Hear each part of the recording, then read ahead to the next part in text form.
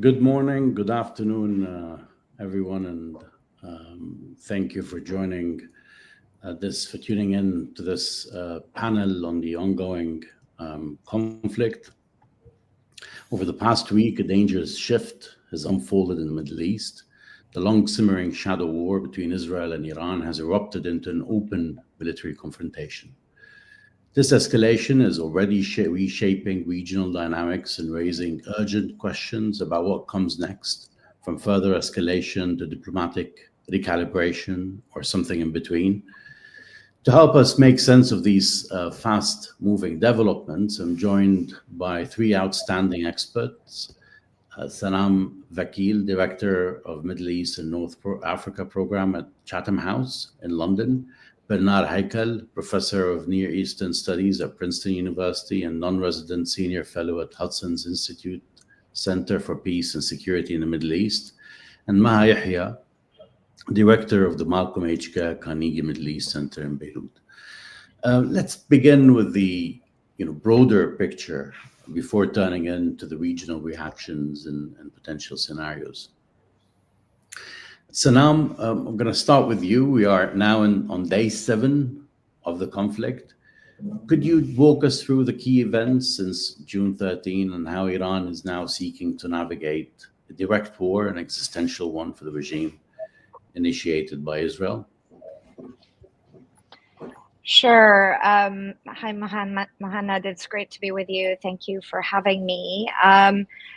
So obviously this is without a doubt the most existential moment for the Islamic Republic in 46 years. There have been many twists and turns over these 4+ decades, but I would say this seriously is this moment, and that's because of the weakness of the Islamic Republic that is internal, that is certainly regional, militarily the weaker party in this conflict with Israel, but also what's evident and very apparent is Iran remains, despite its best efforts, very isolated internationally. It was very much taken aback by Israel's quote-unquote preemptive strike designed to destroy Iran's nuclear program on June 13th.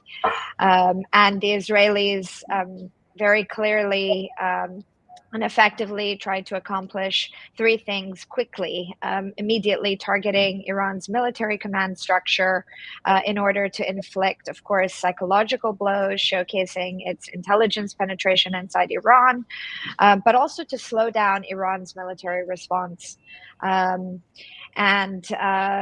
Next, of course, Israel has tried to degrade Iran's military capabilities, attacking Iran's air defenses, radar systems, ballistic missile factories to obtain air dominance. And of course, if you follow or are following as closely as we all are what's going on, there's a lot of bluster that Israel owns Iran's airspace. I don't think that's quite right, but of course, Israel has real clear freedom of action in Iran. Thirdly, and most importantly for Israel's objectives, they have targeted Iran's nuclear facilities, damaging its Natanz facility, damaging its Esfahan facility, and as of today, striking also Iran's Arak facility. What they have yet to accomplish, and certainly don't have the capability to do so on their own, is strike Iran's Fordow facility, which is deep underground and requires the assistance of the United States to target what is deep underground, to quote Rafael Grossi, the IAEA chief. What is Iran's response? I would add also one thing. The Israelis have specifically also targeted cities, Iranian cities, I think, to create panic and fear. Tehran itself its population is larger than that of Israel. And I think the aim has been to panic the population in the hope, of course, of maybe not immediately, but over time, provoking internal unrest and bringing regime change to Tehran. And perhaps we can talk about if that's possible and what that might look like. Iran's response very quickly has been actually directed in a few veins. First of all, it wants to showcase resilience. It wants to showcase that it is an institutionalized country, not a personalistic one, and it's quickly tried to restore chain of command and demonstrate military response. It is, again, the weaker party. It doesn't have conventional capabilities, and it has used at least around 400 missiles and a number of drones to date. I think it is trying to hold back what it does have left in its arsenal, because certainly it sees this as a potentially longer conflict. Iran needs to and has been trying to target Israel's infrastructure to penetrate Israel's air defense systems, as well as contain the war so that it doesn't spill over in the region. It doesn't invite an American direct response. And of course, we're on the precipice of seeing what Donald Trump decides to do either today or in the next few days. And Iran has also messaged that it is not going to concede in a way that the U.S. or the West or the Israelis would like to see. This is, again, going back to what I started with, existential. The Supreme Leader came out yesterday and effectively said, war begets war, and the psychology and the mentality here is very important. I think the leadership in Iran wants to demonstrate that it will fight back, it will not give up under any auspices, and is, of course, also looking for diplomatic options, but again, not ones where Iran is raising the white flag or surrendering, as Donald Trump has sort of implied. So, to sum up, it's trying to play for time. It's trying to inflict damage on Israel, showcase that it is resilient, and play and promote its own psychology as a state that can play the long game. And interestingly, of course, internally in Iran, and I would say actually in the diaspora as well, there has been much more unity and much more rallying around the flag, to use that terminology, maybe not to support the Islamic Republic, but to support the concept of Iran and to protect Iran's sovereignty from an external attack. So I think that's important to put out there as well. So in a sense that the Israeli campaign has been counterproductive. I mean, one of the aims of the conflict is to turn the Iranian people against the Islamic Republic, but this seems to have backfired in a sense. Well, it's early days, but I'm actually quite surprised by the level of anger, of course, fear, and unity among Iranians that are very factionalized and very divided. In the diaspora and inside Iran, you have this whole-scale support for, again, the idea of Iran, and really rebuffing the Israeli sort of arrogance that they would be able to bring down or change a system of governance that ordinary people are very clearly frustrated with. So I think that is really interesting. And you see activists and you see, of course, opposition groups being quite careful in navigating this moment. And there is a lot of pushback and anger towards Reza Pahlavi, for example, the Prince of Nowhere, who, perhaps has ambitions and wants to ride on the coattails of Netanyahu's regime change operation as well. Thank you, Sanam. Maha, moving to you and speaking about the Israeli goals of this campaign. I mean, you've seen the Lebanon conflict last year, and of course before that, on until today, the Gaza conflict. Is this another conflict with no end in sight? Is it an open-ended conflict? Do you see the Israeli goals as well defined within this attack? Thank you, Mohannad. It's good to be with all of you on this panel. Look, from what I can see, Israel got into this conflict with a double or maybe a triple strategy.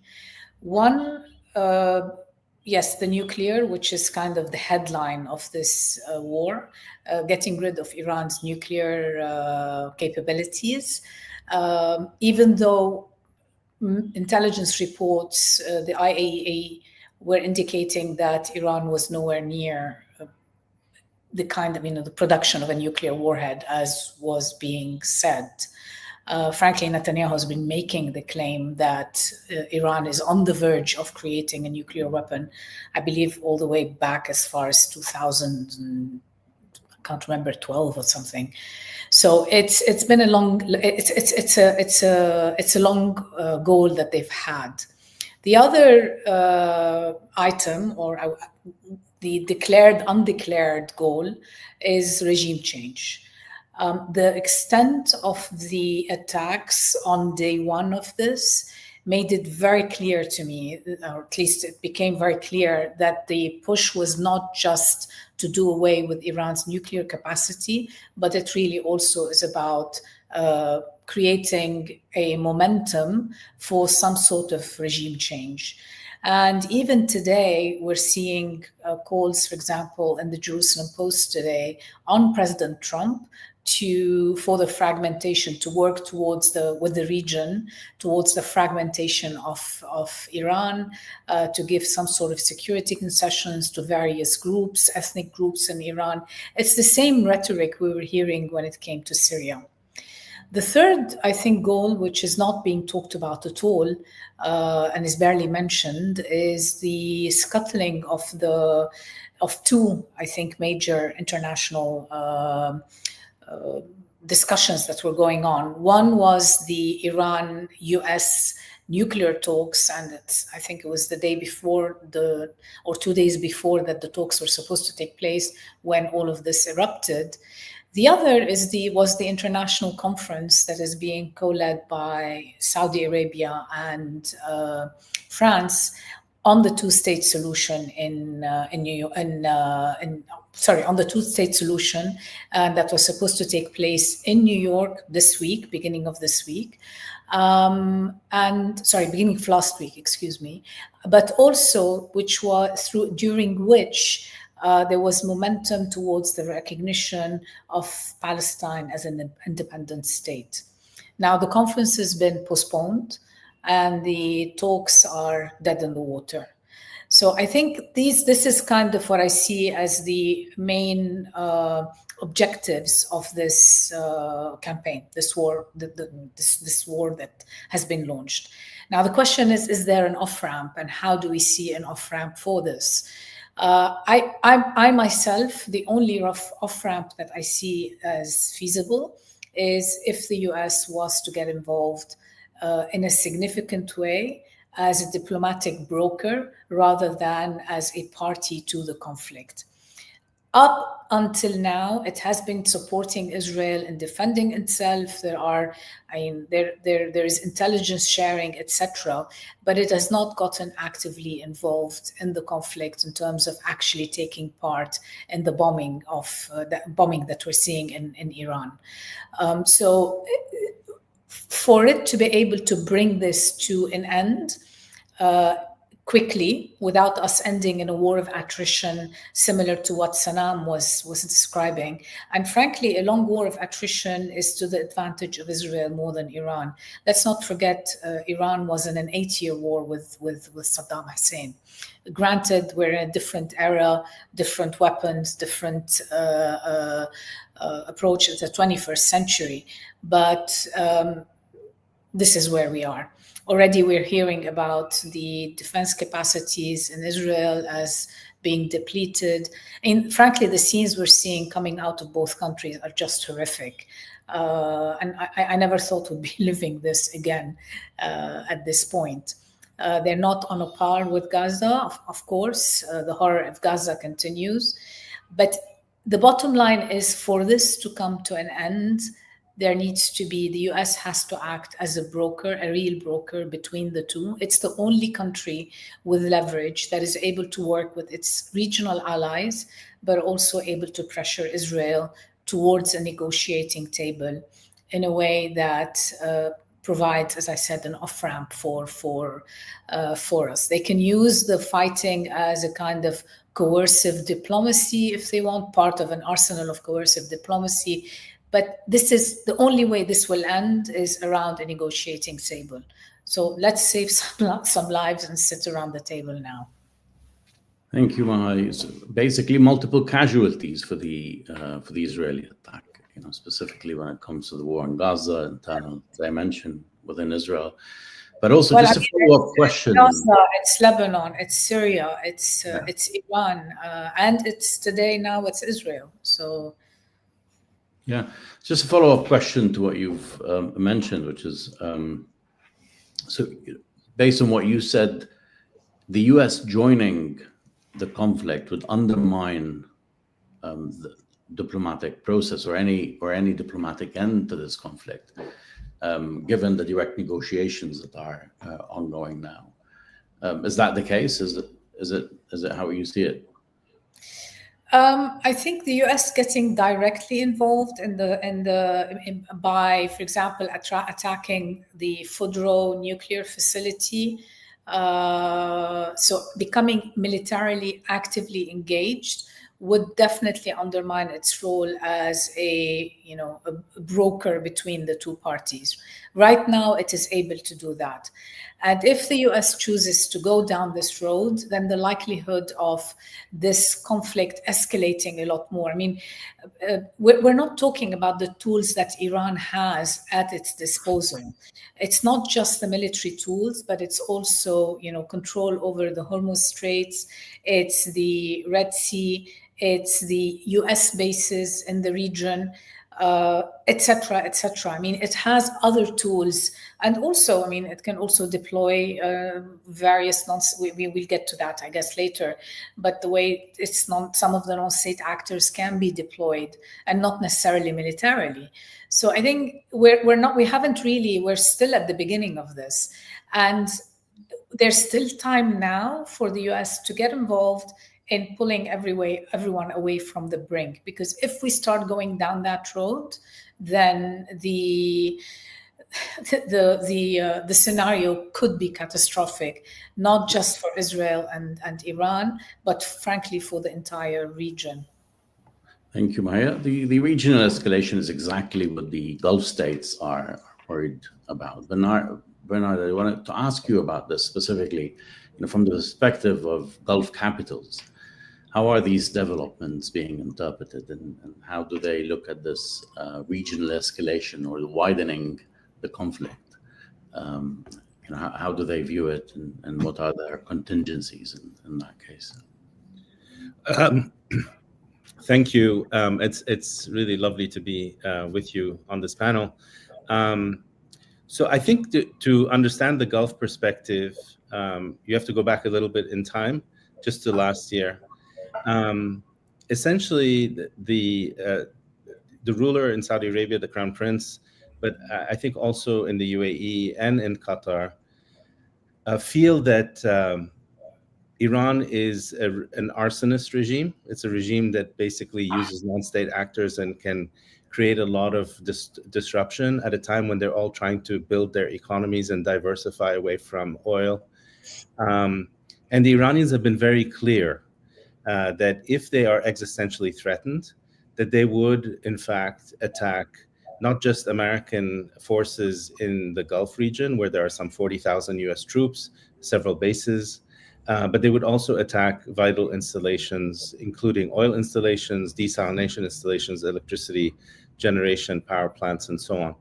which across the Persian Gulf is a very short distance, and you don't have the capabilities that they don't have the capabilities that Israel has to block any of the missiles. And we saw a small display of this on September 2019 when the Iranians attacked two Saudi oil installations. So the Saudis are very, very worried that an escalation with Iran would lead to them being the victims. You know, they will be on the receiving end of an Iranian attack, because that's also one of the ways in which Iran can harm the global economy and make America, as it were, pay a price for either Israel's actions or Israel and America's actions against it. And if you look at the Israeli attacks on Iran in the last week, you notice that the Iranian capabilities across the Persian Gulf have not been attacked.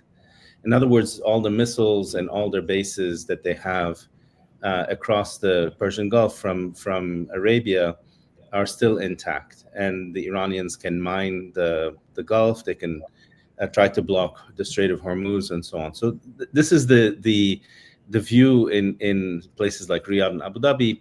They don't like Iran. They don't mind seeing the regime weakened, but they don't want to see the regime toppled because of this immediate attack, a threat of an attack on them. Also, I think they have a different perspective from that of both the United States and of Israel, which is that Israel doesn't care what happens to Iran should the regime fall. You know, if there's a civil war or there's some chaos, it's too far away to affect Israel. I think for countries like Saudi Arabia and the other Gulf countries, chaos in Iran is a real problem. This is a neighbor. This is 92 million people. This is a very advanced and educated population. Chaos in Iran would spell disaster for them, because you would have migration flows, you would have all kinds of other possible problems for them. So the Gulf countries, the GCC countries led by Saudi Arabia, are for the end. And first of all, they didn't want the war in the first place, although they were sure that it would happen, actually, interestingly enough, because the temptation of a weak Iran and a powerful Israel was just too great for Israel not to attack. So this is something they were preparing for some time, but they didn't want it to happen, and they wanted to end as quickly as possible, out of self-preservation as much as anything else. So they have a very different perspective from that of Israel and even from the United States, and they've been putting a lot of pressure on President Trump to negotiate with Iran a deal. This is why I think he actually got involved in the negotiations, was largely because of the encouragement and the pressure that the Gulf countries were putting on him to do so. Thanks, Benar. Just to go back to the nuclear issue, and I wanted to ask you, Sanam, Mohammed? about, yes. Sorry, can I just add something to what Bernie just said, just on the maybe broader than the Gulf, but also on the region.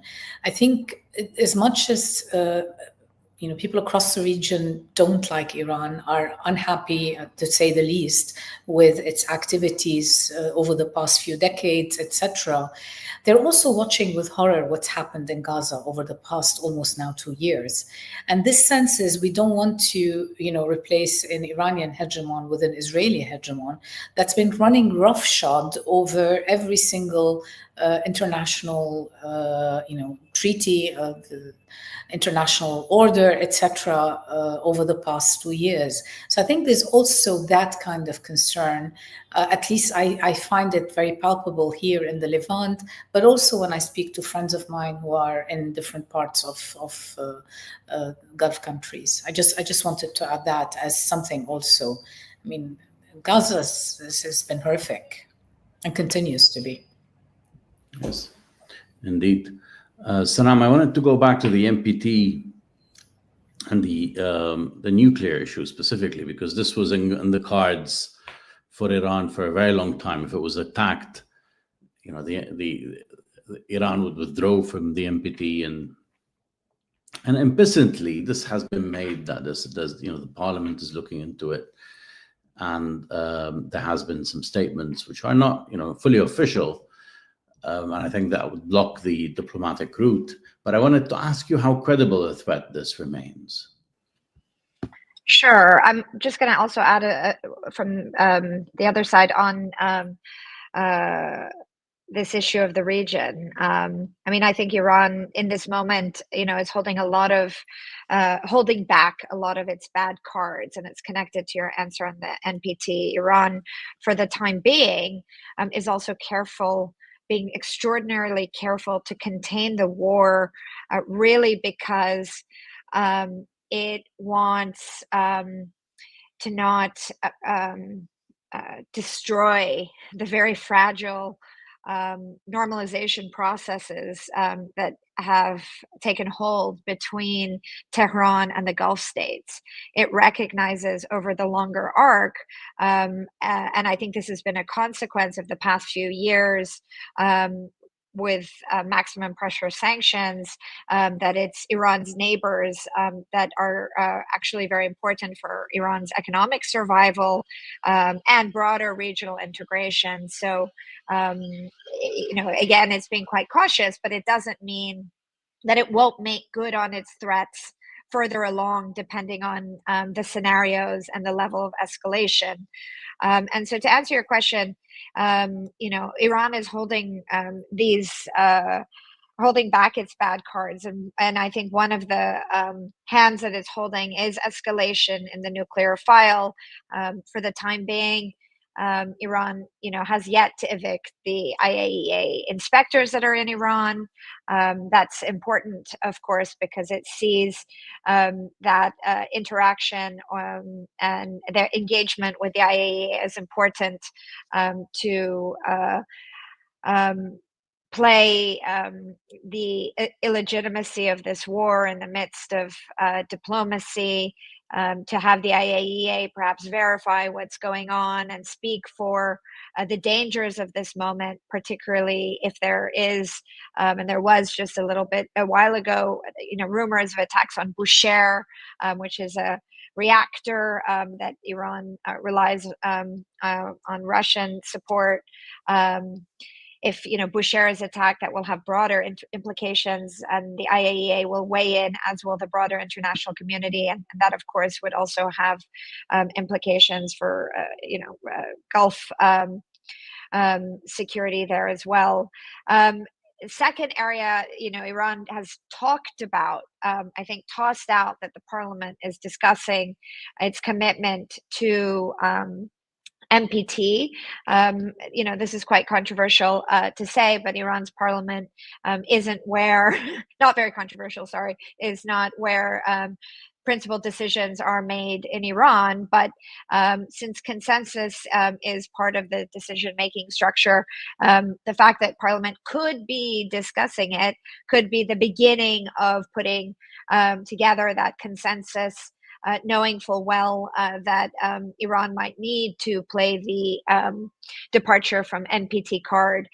Leaving NPT, however, doesn't immediately mean that Iran is going to weaponize its program. That's important. There is a process there, and there is room for negotiation in that process. I think there's 30-day window.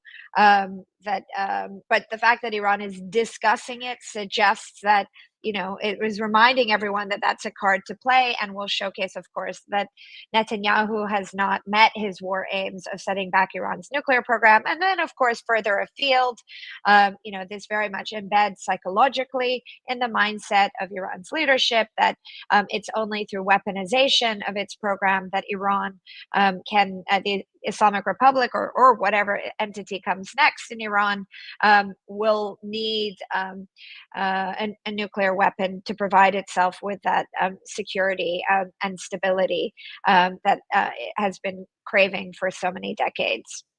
So I'll stop there. Yeah, thanks, Salam. I mean, it's interesting to see specifically the regional shift which happened after the Beijing agreement between Saudi Arabia and Iran, and how Iran sees that as a strategic gain, which is not to be lost right away in the conflict. So I wonder whether there will be some sort of a discrepancy in the regional escalation, whether Iran will differentiate between Saudi Arabia and other Gulf countries, and it's as Bernard has described it, as arsonist approach following a U.S. attack. So I wonder whether this is the case, and I wanted to ask you, and I wanted to ask Benar as well about this. Should I go first? Yeah, please go ahead. So the Saudi approach and the détente agreement that was negotiated under the aegis of China is based on a view that it's a kind of long-term wager that the regime in Iran, especially after the supreme leader Khamenei passes, will become more like a state and less of a revolution. In other words, that you will build over time between Saudi Arabia and Iran economic, cultural, financial, all kinds of ties that will create vested interests in both countries, so that the regime will find it too costly to be revolutionary and to support non-state actors and to behave more like a partner, like a regional partner to the Saudis. That's the wager that the Saudis have with Iran, and it's kind of a bet on the long term. Now, it's not clear what will happen to Iran as a result of Israel's attacks. I mean, is the regime going to, assuming it survives, will it moderate? Will it or will it double down on its ideology and its use of non-state actors, for example? I don't think we have an answer to this question. The other thing I would want to say, just from the Israeli perspective, I think there's a split in Israel, just like there's a split in the United States about the resilience of the Iranian regime. I think there are people in Israel who think this is a regime that's too well entrenched and cannot be dislodged, and others who think it can be, toppled. For instance, the former head of Mossad, Yossi Cohen, said that it's very difficult to topple this regime. And this is a person and a country that knows Iran extremely well and has been studying it. Now, the other point I would say is that since 2006, since the war with Hezbollah in Lebanon, Israel has, I think, doubled or tripled the size of the Mossad. It put a huge amount of resources, human capital, financial capital, in building its anti-Iranian capacity. This is a massive investment, and this is why I think that building commando units within Iran, building, if we're to believe the stories about drone factories inside Iran and so on, the penetration is so profound. And this reflects this massive investment that the Israelis are not just going to stop after a few days. I mean, this is something that they want to see a return on their investment. And the return on their investment is three things, I think. First, it's ending the nuclear program, which I think is impossible without American help. Two, it's the missile program, which is also impossible, frankly, even with American help. And third, and I think this is something that came on due to the early initial success of the Israeli attack, just like in this 6-day war, is the toppling of the regime.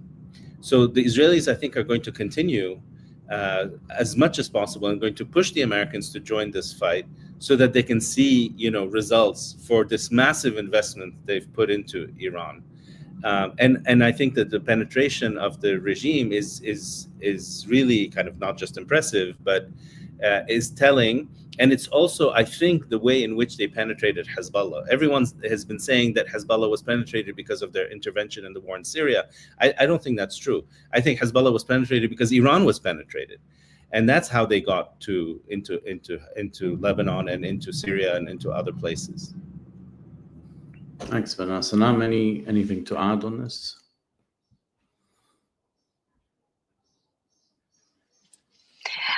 Yes, of course. I think, what is really striking to me are a few things. Again, this Israeli penetration of Iran.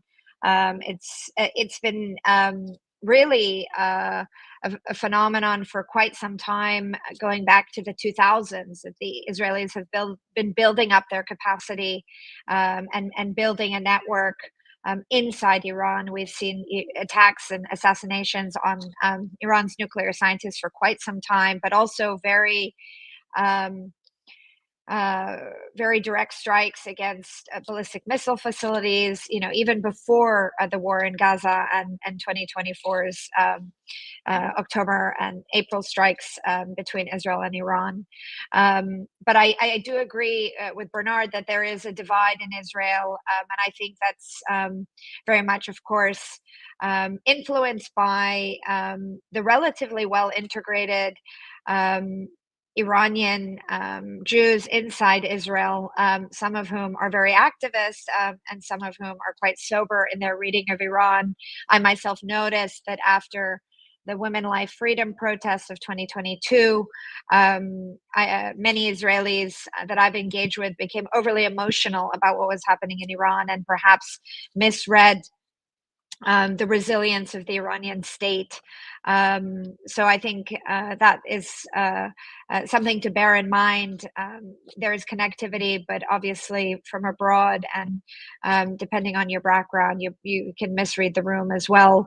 I think the system itself, of course, inside Iran, its resilience will be determined. I think this is a very different scenario from the Iran-Iraq war. And so while those analogies are important to showcase Iran's resilience or the system's resilience, just a few points there. Obviously, the military campaigns are very different. This is aerial. We're in a whole new dimension of war. And the Iranian government cannot, despite its best efforts, mobilize ordinary people in the way that it did. And so it is moving away, I think, in terms of discourse from relying on, of course, Islamic rhetorics and certainly talking about sovereignty, territory, nationalism, and that of course resonates with Iranian people because Iranian society, I would say broadly, again, Iran is a massive country of over 90 million people, more broadly are also post-Islamic republics. So, it could facilitate already what is a transition that people want, and of course render the supreme leader or the theocratic structures at the top even more irrelevant. But what worries me, and why I've always sort of argued against regime change efforts or strikes on Iran at this particular moment, besides the humanitarian and civilian costs, is that of course there will be this instinctual rally around the flag effect.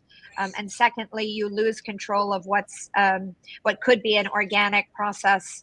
And Israel is essentially accelerating a transition that was inevitable inside Iran. And the outcomes and scenarios that I see are no good scenarios. The Islamic Republic and its leadership, of course, will impose further costs on its own citizens as economic hardship increases, and that's certainly going to mount with cyber attacks on banks, obviously food shortages, depending on the duration of this conflict. But beyond that as well, they're seeking to avoid all of the scenarios that they have been involved in the region, be it Syria, be it Libya. And as they cling to power, and even if you can imagine direct strikes on Iran's leadership or the highest echelons of leadership, they do and will continue to try to demonstrate that Iran is an institutional state that can rehabilitate and produce future leaders quite quickly, relying on their constitutional processes. So that certainly is something that they're going to try to showcase going forward. Thank you, Manana. That's useful. Maha, I want to move on to the, as we've titled this session about, from shadow combat. But shadow combat is no longer a gun. I mean, there's still, Hezbollah is still there, still has some of its capacity. Of course, it has been diminished. And also you have the Iraqi Hezbollah, the Iraqi militias, and the Houthi movement, which continues to strike Israel, probably not as often as it used to be in the past. But why are these actors silent now? And under which circumstances do you see, for instance, Hezbollah joining the conflict? Well, I hope they don't join the conflict. I mean, there's been a sigh of relief, I can say, at least for Lebanon, but I think for many parts in the region that they've stayed out of this for a while, particularly in Lebanon. I think the question in my mind is, how would they join the conflict?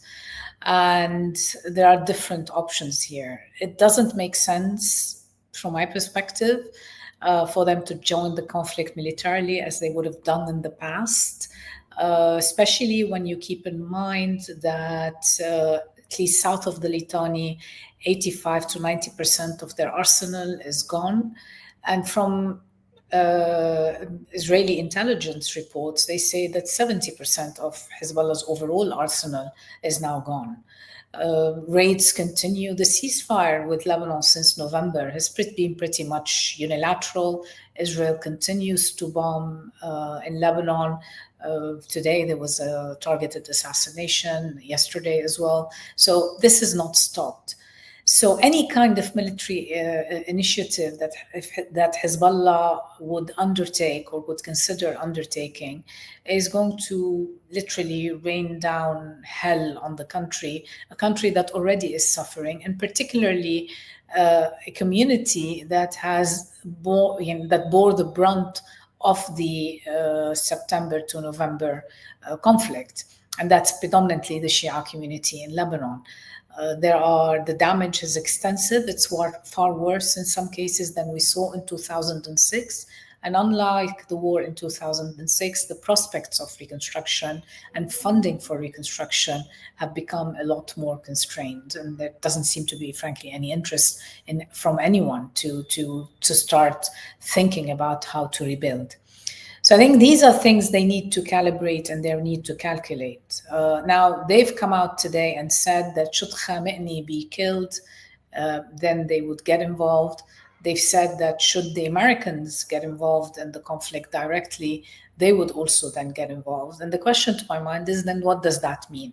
If they can't really, lobby missiles, send missiles into Israel, then they may resort to more covert activities, attacking US interests, whether here, whether in other parts of the world, maybe in the region. We may see activity in Iraq by some of the Iran-affiliated non-state actors.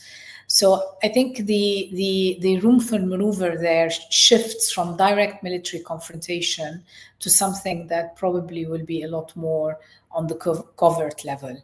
But again, for me, it's not clear what kind of military activity they would consider. But as I said, according to them, the turning point would be either the assassination of Khamenei or the direct involvement of the United States in the conflict. Just a follow up on this, do they have other options, like in Gaza, for instance, the West Bank, Syria, perhaps Jordan, which has been criticized recently for participating and downing some of the missiles and drones in the direction of Israel?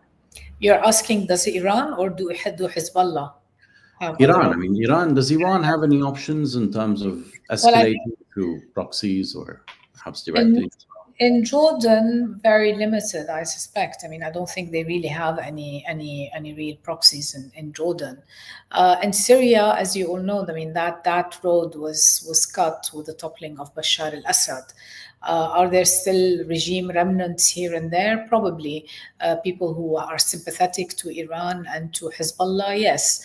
But can they really take any effective action? I'm not seeing any scope for that at this particular moment.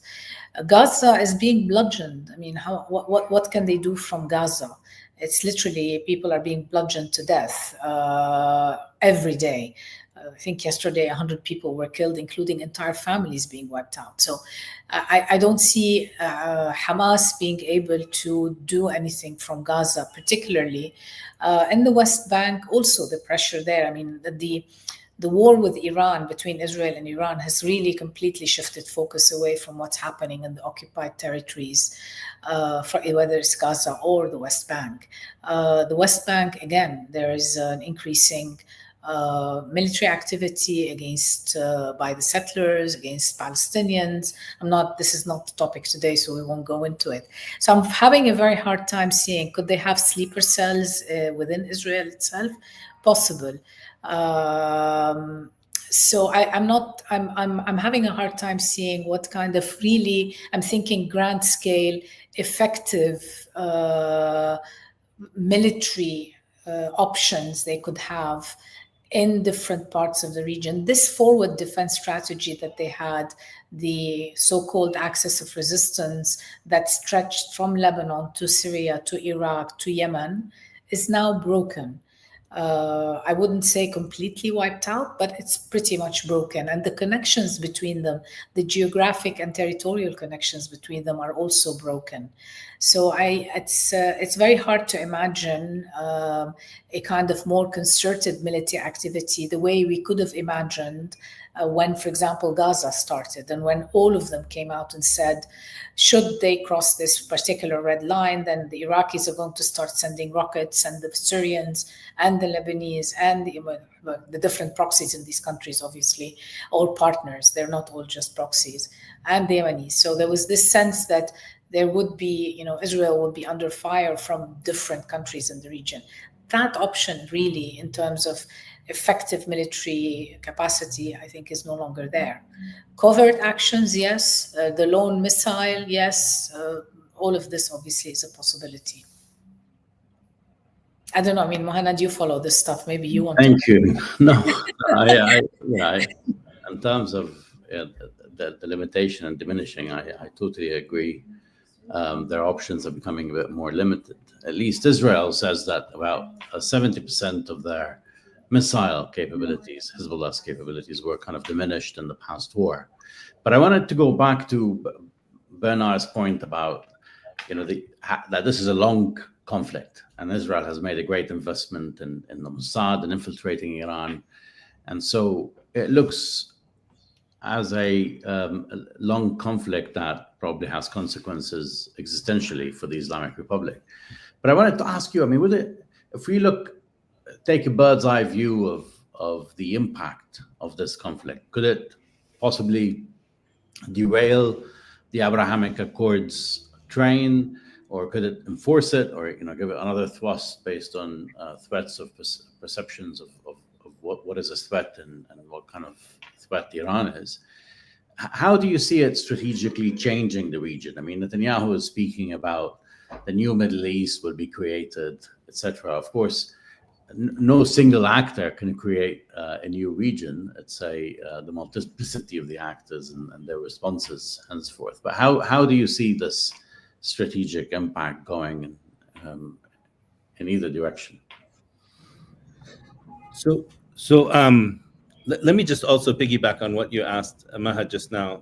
I think that it's a long conflict for Israel. It's not a long conflict for the Iranians. The Iranians, I mean, the regime in Iran is in survival mode, and it's a very prudent regime. And Sanam, you can correct me, but this is a regime that, if it's in survival mode, it has to be extremely cautious and prudent, and not provoke, say, the entry of the United States into this war. And in other words, that's probably why you also don't see non-state actors engaging alongside Iran, because I think it's in this crouch mode where it's trying to survive and doesn't want to inflame the situation any more than absolutely necessary. So that's and it wants it to end right away, as soon as possible, which is why I think they're sending feelers to Oman and to the US and to all kinds of countries to see if there's an off-ramp. For Israel, it's a long conflict that aims at completely redrawing the map of the Middle East, with the axis of resistance defeated, and really, frankly, all talk of anti-imperialism and resistance and victimization of Muslims and Arabs ended. They want sort of a much more a language that you hear from the UAE and you hear from Saudi Arabia, which is a language of neoliberal economic development, networked and global trade routes, technology and that sort of thing. So they kind of like have a neoliberal economic vision for the region under American hegemony. So this is still kind of reasserting American hegemony and an American liberal economic order, and in which everyone will thrive and develop. Of course, the Palestinians don't get a state in this Israeli view, and Iran gets to be not a revolutionary state, but just a state that can participate in this order if it gives up, its ideology. That's sort of the vision, and it's one that's shared, by the way. It's not sort of, in various forms. It's shared by certain Arab countries as well, right? It's not unique to Israel. Yeah, this is sort of the American order and in which China would be a trade partner, but not a military or technological partner. So all of the AI development would be oriented towards Israel and America, not towards China. So that's the big play. And Iran and the axis of resistance is the only thing that's stopping this from happening. So that's why it has to be defeated. So it's an either or situation, but just to pick up on the Trump administration's efforts now and the positioning, whether it will participate in the conflict or not. In which scenario do you see Trump stepping in to forcefully end the conflict? With the administration's leverage over Israel. Is this to me? Yeah, so I mean, the Trump administration, but first you have to think about the personality of President Trump. So he likes winners and he hates losers. And at the moment, Israel looks like a winner. So he wants, initially in the early stages of the war, in fact, the very first day, you could see the announcement that was put out by Secretary of State Marco Rubio was, we have nothing to do with this. We're totally innocent of this thing. And, because they weren't sure how it was going to go. When they saw that Israel had the upper hand, all of a sudden you see in the language of President Trump, we are doing this, we are defeating, so in other words, he conflates Israel with America. And in fact, what he was referring to is American military equipment being used in Iran. And so this was like a sales pitch, buy our equipment, in his mind. I think the only way in which the United States would get involved is if it's provoked by Iran. That's one. So Iran has to not attack, or its proxies cannot attack U.S. military bases or U.S. military personnel or embassies or what have you. The second, I think, issue that would is if the regime looks like it's about to fall, he might join just to claim the victory at the end. But I think what's also stopping the U.S. from entering is a calculation of what damage Iran can do specifically in the Persian Gulf and specifically to the global economy, because Trump does not want inflation. He doesn't want much higher oil prices. The last thing he needs is a barrel at 150 or 200 because Hormuz has been blocked, or because half of Saudi Arabia's oil production has been knocked out, or some towers in Dubai have been attacked, and destroyed. So, he has to, I think, weigh the costs before he enters this battle. His temptation is to enter just to claim victory. But Iran, I think, still has massive capacity, despite the fact that it's lost in the north, in this arc from Iran to the Mediterranean, and including Gaza, it has lost. It's still formidable in terms of its power projection in the Persian Gulf. Thank you, Bernard. I'm just going to ask Sanam a question from the audience, and also add to it, if you can also end by projecting what do you think is an acceptable end game for the Iranian regime at this moment. You've pointed earlier that it has reached a very low point in the conflict, and so it's a set of bad choices. But what is the least least of these that's acceptable for them, for the regime. But the question from the audience is that, assuming this escalates and Iran opens a ground front, either by drawing the US via attacks on bases, because Trump has said that if US souls are lost, this will prompt him to intervene. Do they look at this as with an end game, with an off ramp in which there would be a ceasefire afterwards, or is it more about an all-out war of attrition for an extended period? This is by Rob Howcroft. Sure. I think when we consider what's to come, just going back, I think for the time being, while Trump is on the fence about what to do, Iran is, boxed in and wants to keep the U.S. out at all costs. And that's why it is increasing its rhetoric to inject fear of what U.S. entry might bring, that there will be costs for the United States.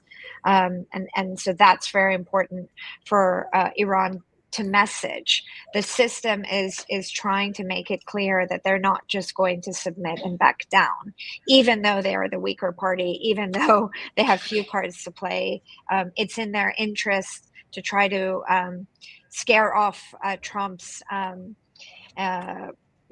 plan to maybe climb in and declare victory, or assume that he can declare victory. So that's very much part of the messaging. And again, going back to what Khamenei stated, and if you look across the system, his statement effectively said, war begets war, and that war won't be limited really to Israel anymore. I think the Iranians will strike military facilities, but again, not in the Gulf. Yes, there were non-essential personnel removed from U.S. bases in Kuwait and Bahrain, but also in Iraq. And so I would imagine that Iran will try to project into Iraq if it has to, rather than,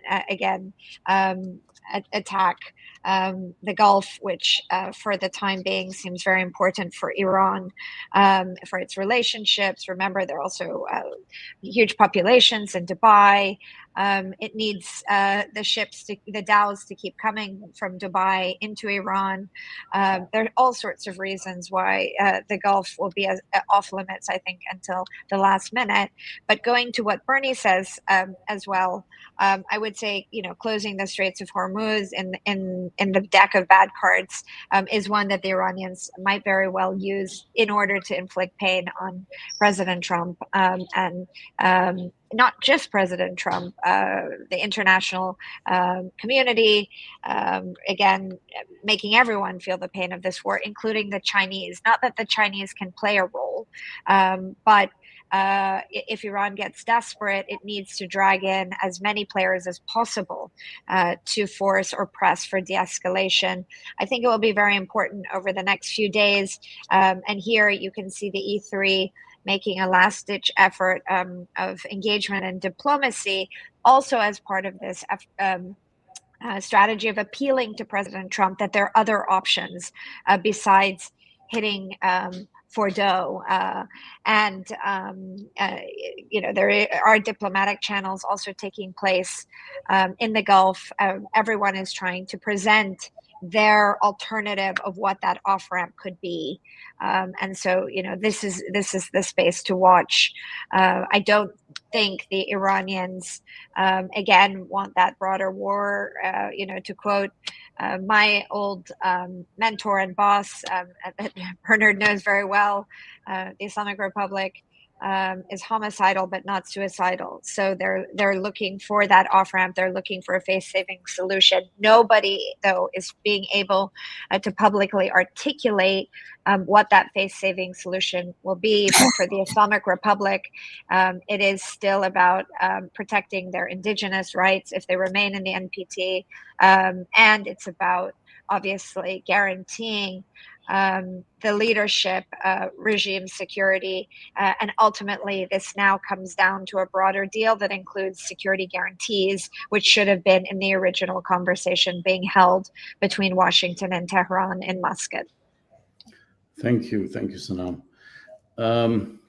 Maha, just a final wrap. I mean, there's an audience. There's a question from the audience about, if there's room for a regional actor to mediate in this, because we've seen a Turkish president offering to mediate. We've seen even Putin doing that in a recent statement. So do you see that as possible? And also there's another question about the regional or the international ramifications in terms of probably oil prices, trade security, trade routes, etc. I think all of these are to be covered in this question. Maha? Thanks, Mohanad. Yes, I mean, as you mentioned, the global ramifications will include the price of oil, the global economy, disruptions in trade routes, and you mentioned them all. So they're all there. But I think beyond that, also for Europe at least, the potential flow of refugees again out of the region, because if this continues to escalate, and some of the scenarios we're looking at in Iran is, I mean, depending on which way things go, if the objective is some sort of regime change, pushing for the fragmentation, these are kind of the worst case scenarios that could develop, pushing for some sort of a breakup of Iranian territory. And these are being put on the table. Doesn't mean they will come through. Then we're looking at a lot more chaos across the region. That will not remain contained in one specific area. So I think these are some of the ramifications that I'm seeing.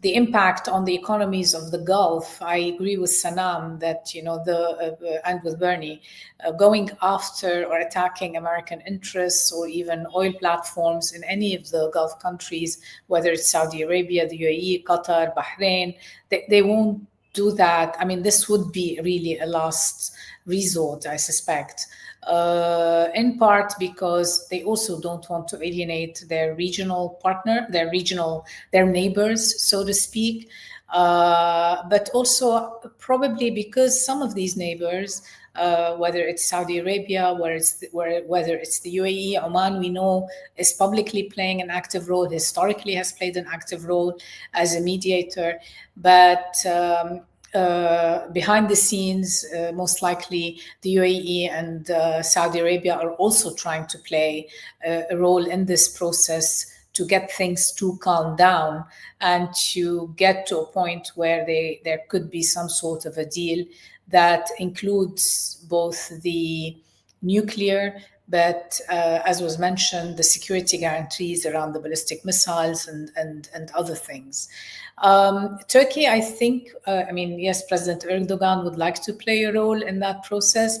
I don't know how much I don't think the Israelis trust him, to put it mildly.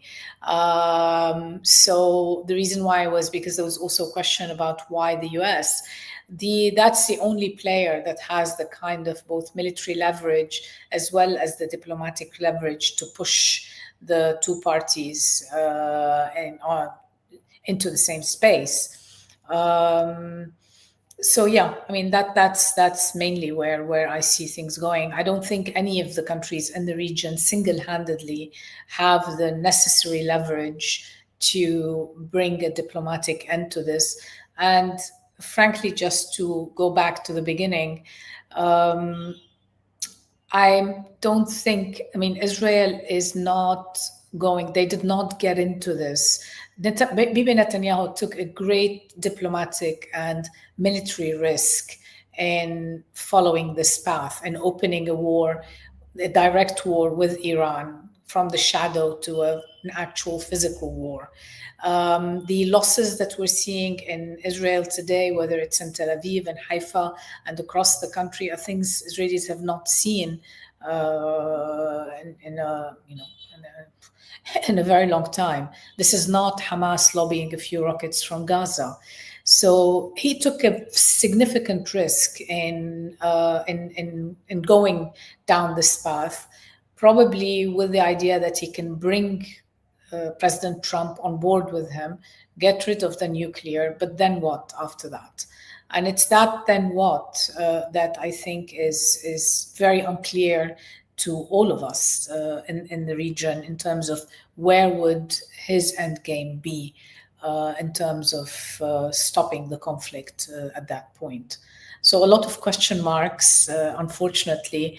I think we're still too early in this conflict to envision and if it continues, it may become a much longer space. Thank you, Maha, and thank you all for such an insightful and engaging conversations. I mean, the issues we've discussed are part of an evolving and ongoing conflict, and I think there's still much more to unpack in the upcoming days and perhaps weeks. So please stay tuned, and thank you very much for joining us today. Goodbye. Thank you. Thank you, Mohannad. Hopefully next time it'll be a much happier conversation. The war will have ended. I think it's no one's interest to keep it going. Anyway. Thank you. Thank you, Sana and Bernie. Stay well. Bye. Bye-bye.